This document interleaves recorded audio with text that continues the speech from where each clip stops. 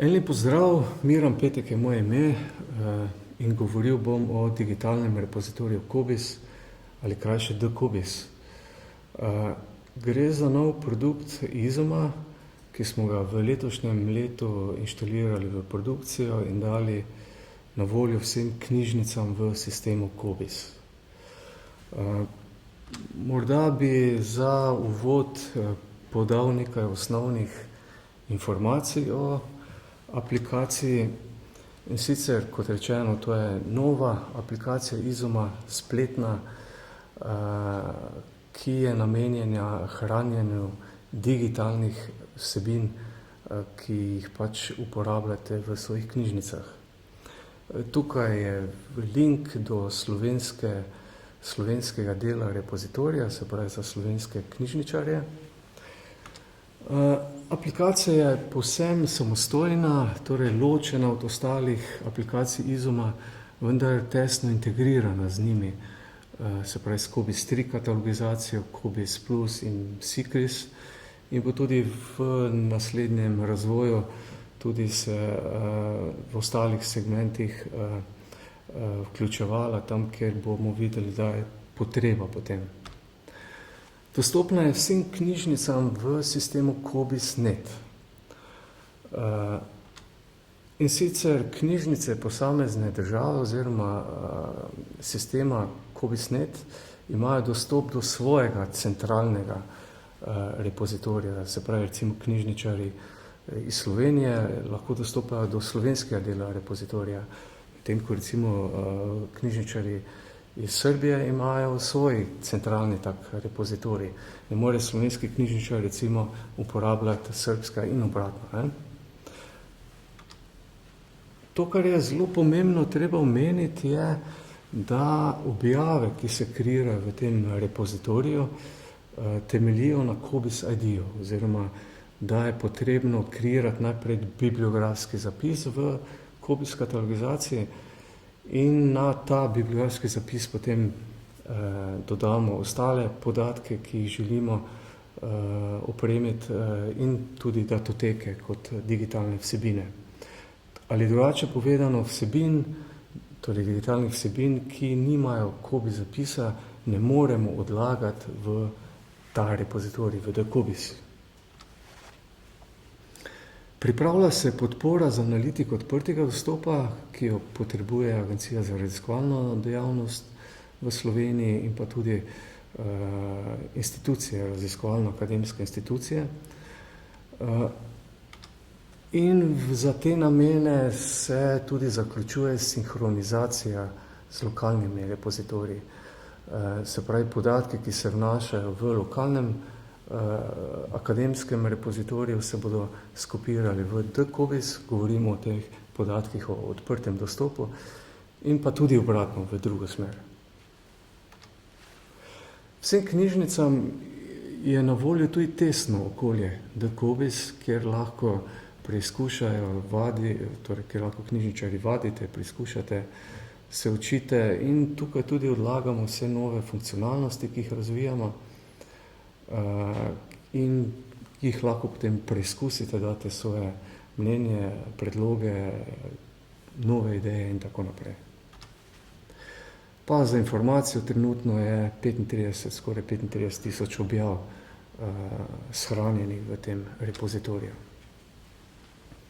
Torej, če bi zdaj želeli nekako vlogo dCobisa umestiti tukaj v neko tako shemo, ki jo vidimo na tej prosojnici, torej v sredini imamo tale dCobis, ki bo namenjen torej analitiki odprtega dostopa, se pravi Open Science vsebinam, in pa tudi vsem ostalim digitalnim objektom, ki se shranjujejo v ta repozitorij. Kot rečeno, najprej je potrebno kreirati bibliografski zapis v Cobis katalogizaciji, ki se shrani v lokalnem in vzajemnem katalogu, in na to lahko že z tega nivoja kar preidemo v dCobis brez potrebe po novi prijavi, ker smo že prijavljeni v Cobis 3 in vemo, kakšno je uporabniško ime in geslo, vemo, kdo ste, odkot prihajate, kaj smete početi, in lahko kar k temu bibliografskemu zapisu dodate ostale podatke o licenci, embargu in datotekah, stroških, projektih, financerjih in tako naprej. To se vse shrani v posebne baze tukaj v Dakobisu in so ločene od Kobis katalogizacije. Torej v Dakobisu ne moremo skatalogizirati zapisa ali ga popravljati, to lahko samo izvedemo v segmentu Kobis katalogizacije.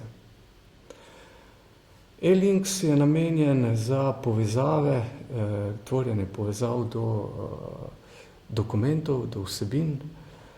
Iz Sikrisa črpamo podatke o projektih, ki jih financira Agencija za raziskovalno dejavnost. Vse to skupaj pa se potem odrazi na strani uporabnika v Kobis Plus.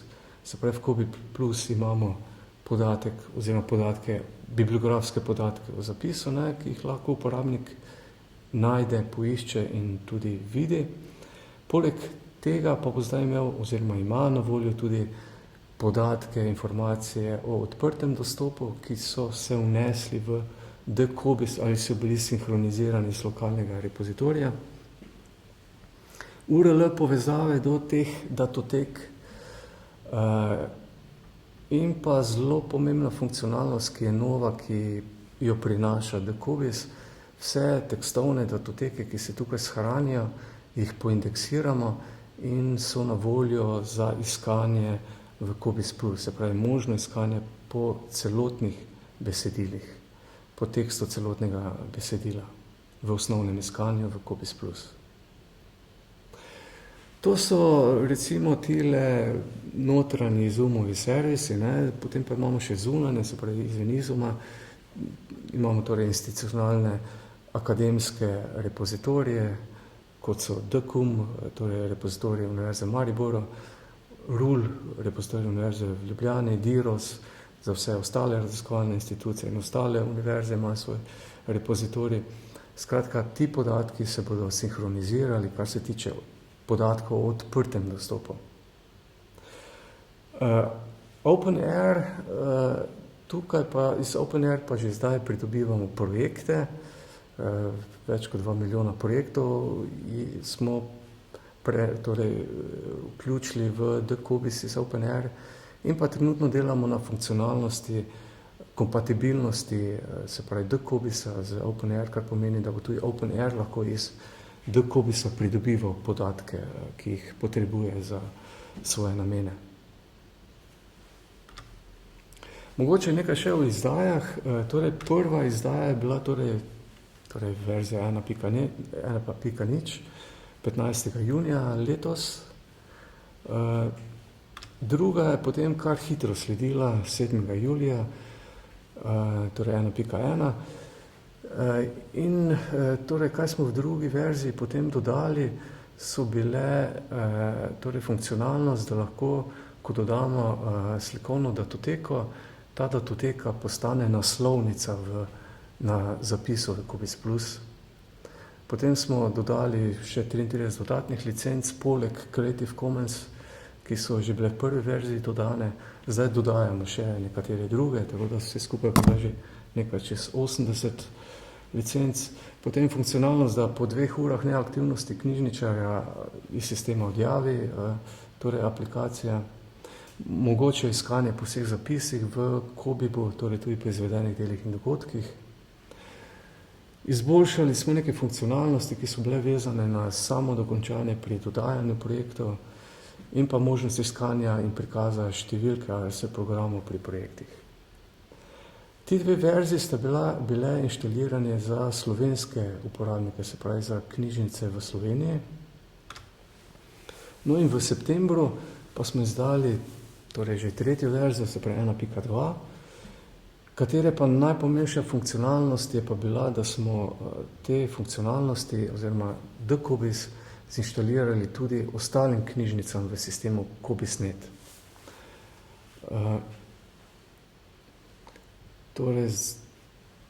In poleg te inštalacije, da imajo tudi ostale knjižnice dostop do vseh funkcionalnosti enako kot slovenske, smo še izboljšali funkcionalnosti urejanja objav projektov, financerjev in prikazov v Kobis Plus.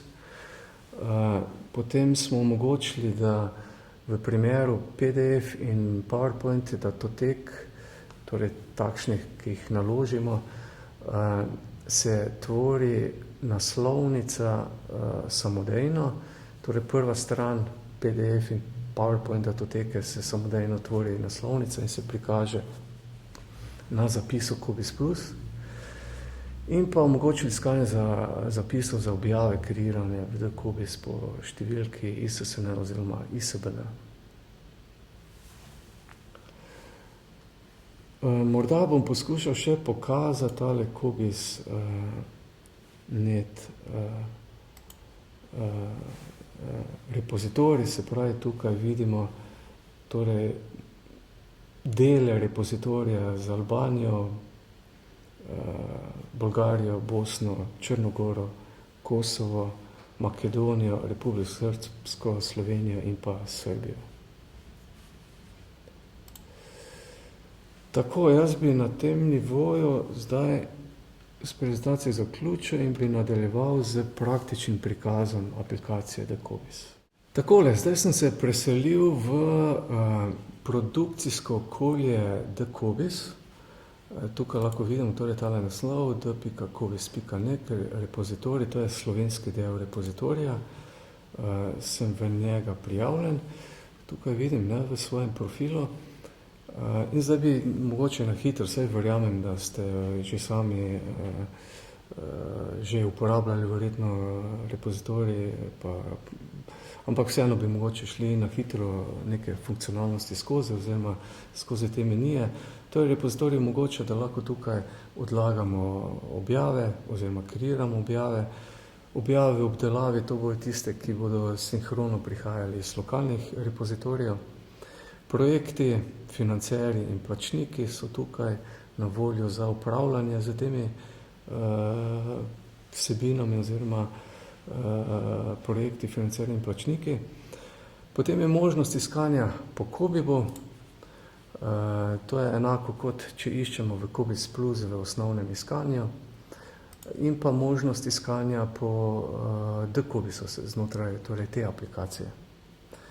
Potem tisti, kateri boste imeli kakšen privilegij administracije, še je tu administrativni del, potem uporabniški profil, ki ga bomo sicer z razvojem pač posodabljali in dopolnjevali. Trenutno je vidno uporabniško ime, knjižnica in pa vloge, ki jih imamo, pa možnost odjave.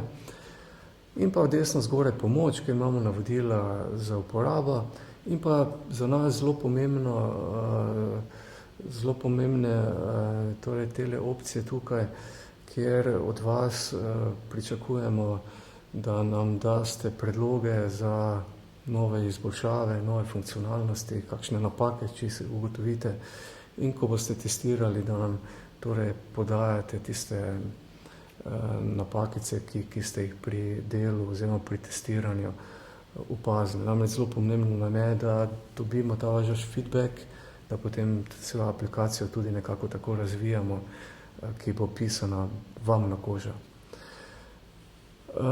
Mogoče bi zdaj pokazal, zdaj to je produkcijsko, tukaj zdaj ravno ne moremo dodajati in nekaj spreminjati, ampak vseeno lahko pogledamo objave, ki so bile recimo kreirane tekom današnjega dne. Tukaj vidimo to, kar je bilo danes dodano.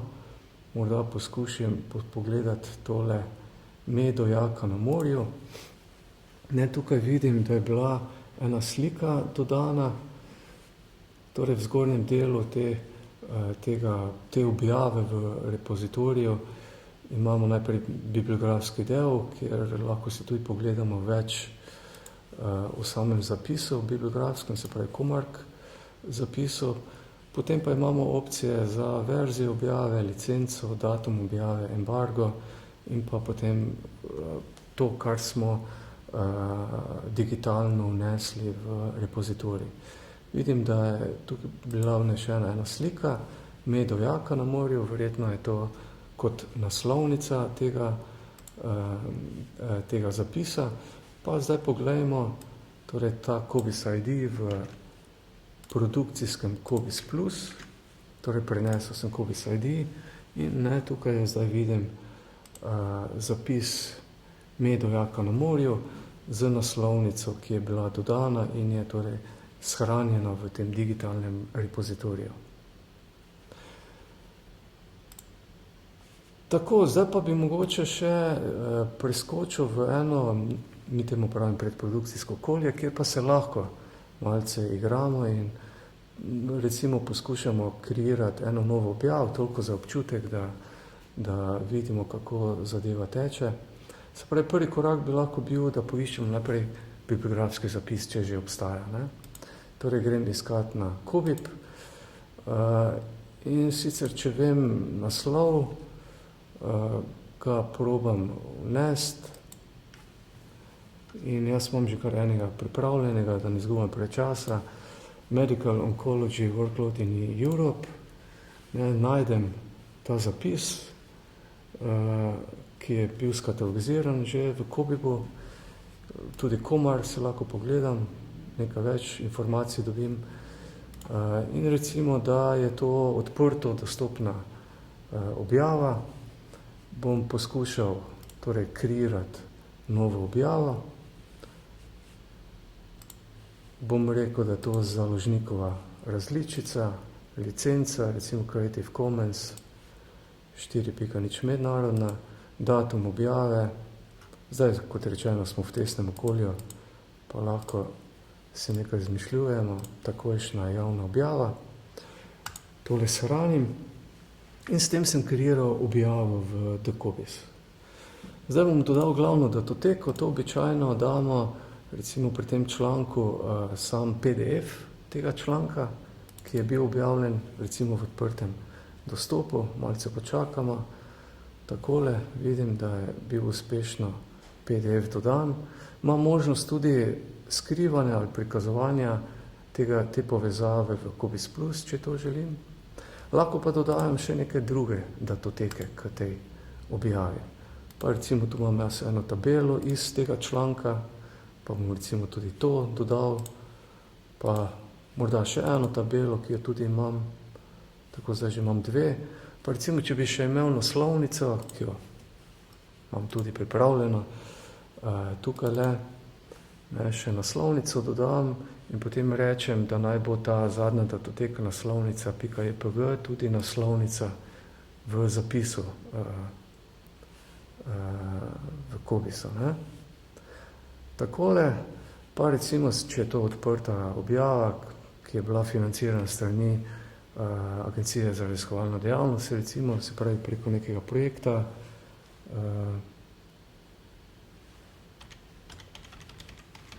poskušam najti projekt, recimo, da je bil to tale, financer, nosilec projekta ARRS, pa potem še stroške, če gre za odprto, se pravi objav v odprtem dostopu, recimo APC, pišem strošek, 100 evrov, recimo. Dodam še plačnika, recimo, da vseh 100 evrov poravnal recimo Onkološki inštitut v Ljubljani, dodam plačilo, takole, pa še moče zadnji korak, če je to recimo obdeloval Onkološki inštitut v Ljubljani, tole objavo, še tukaj kliknem za potrebe sinhronizacije v Diros, takole, in je objava končana, zaključena, pripravljena torej. Zdaj pa bomo pogledali tale zapis v predprodukcijskem tem okolju v Cobis Plus. Takole, ga najdem, vidim naslovnico, še pogledam nekaj več podatkov. Tukaj vidim zdaj vse te 4 datoteke, ki sem jih v Decobisu odložil. PDF, se pravi tukaj je sam članek, ki si ga lahko shranim na torej lokalno k sebi ali si ga prikažem. In pa vse ostale, recimo, to je ena tabela, ki je izsek iz samega članka.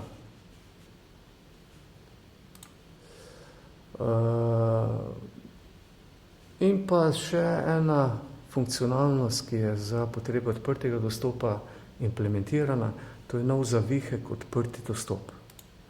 No in na tem zavihku pa vidimo vse ostale informacije, ki so vezane na odprto objavo, se pravi to, kar smo v DCOBIS prejle vnesli, založnikova različica, Creative Commons, licenca, objava, projekt, preko katerega je bila ta objava financirana, povezave in pa tudi stroške in pa plačila, ki so bila izvedena za to objavo v odprtem dostopu.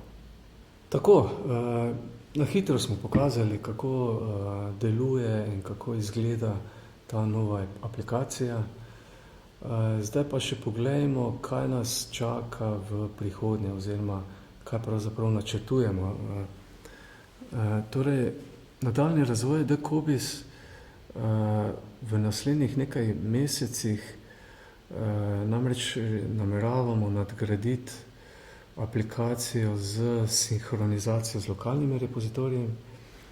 V bistvu smo tukaj že v zaključni fazi, pravzaprav že tik pred testiranjem.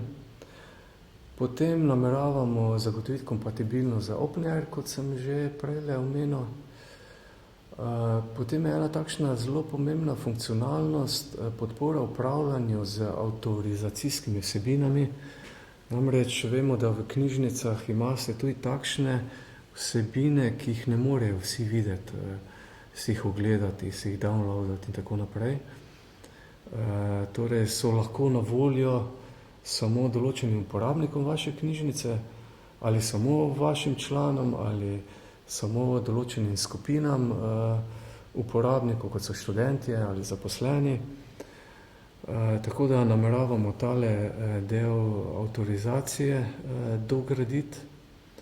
Potem analitika odprtega dostopa, se pravi pripraviti poročila in možnost iskanja tistih informacij, ki so vezane na odprti dostop. Potem seveda tudi podpora statistikam uporabe digitalnih vsebin, se pravi, da imate pogled, koliko je bilo downloadov, datotek, koliko je bilo ogledov, datotek in tako naprej. In pa ves čas jasno bomo izboljševali obstoječe funkcionalnosti aplikacije. Če pogledamo nekoliko na daljši rok, pa nekje vidimo, da bi aplikacijo lahko peljali v smer bliže raziskovalcem, se pravi, da bi podprli neke funkcionalnosti, ki bi jih lahko raziskovalci uporabljali v okviru tega sistema oziroma te aplikacije. In pa seveda vse skozi bomo razvijali funkcionalnosti v skladu z potrebami knjižnic, se pravi, vaš feedback nam je zelo pomemben, zato prosim podajajte svoje predloge, ideje in poskušali bomo implementirati, koliko bo le šlo. Pravzaprav je to bila moja zadnji slajd te prezentacije. Zahvalil bi se vam, da ste si ogledali ta posnetek, se udeležili teh COBIS dnevov in upam, da se kmalu vidimo tudi živo. Hvala.